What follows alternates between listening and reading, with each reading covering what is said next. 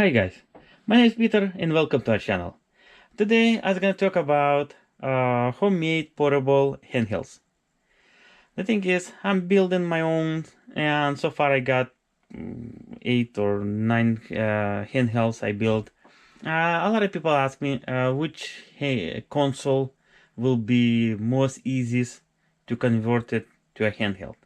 In my opinion, probably Sega Genesis. Actually, Sega Genesis 3 probably it's the best way to go.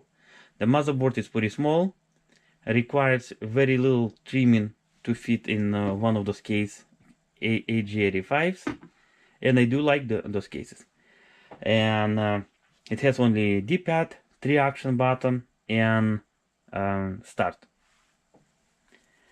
Like I said, I mean, if you feel comfortable, you can go with more advanced system like that PS2, but more buttons, it requires more wires and more cutting. With Sega Genesis, it's pretty simple. Let me open it, my system, and I can show you a little bit more details.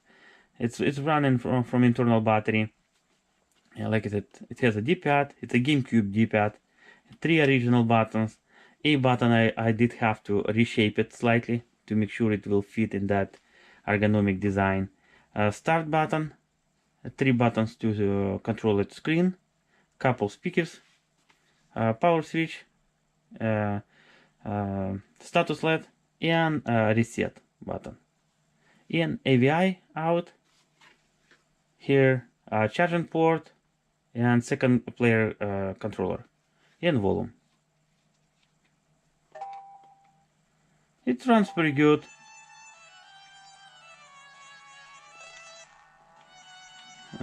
At the columns. The game is fun. Plus, I mean, the most part which I really enjoyed to building handhelds. The thing is, when you build your own handhelds, it always will be something special to you, because you build your own.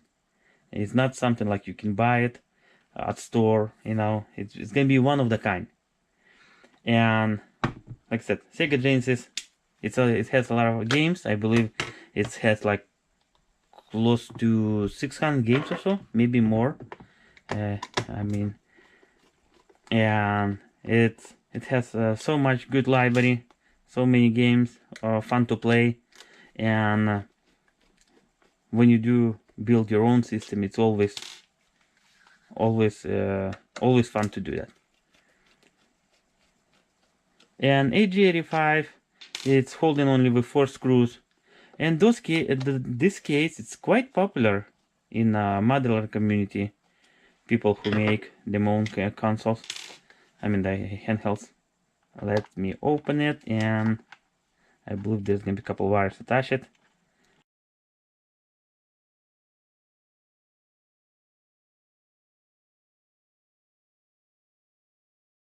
Okay guys, I already opened the system.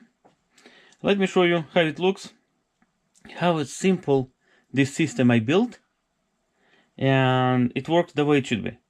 Pretty much 3 action button, all 3 sockets have been cut off and glued from inside.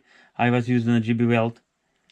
Then D-pad also attached here, and the wires, like I said, because it's a Sega Genesis, doesn't have too advanced controller. There's not much wires, only for 4 wires. Yeah, 4 wires from D-pad. Then another 4 wires for action buttons for 3, and 2 wires for start. That's a control board from controller. It used to be 3 times longer. I trim it as small as possible and install it. There's another, I believe, 9 wires or so for controller to a main board.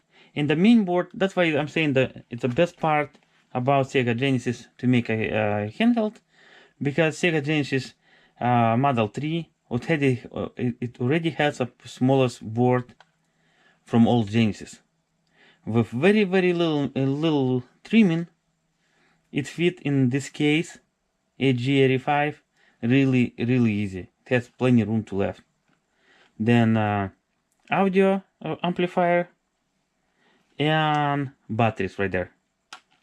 Yeah, those batteries last around, I believe, like around 7 to 9 hours or so, pretty much forever. And with this handheld, I go a little bit extra mile.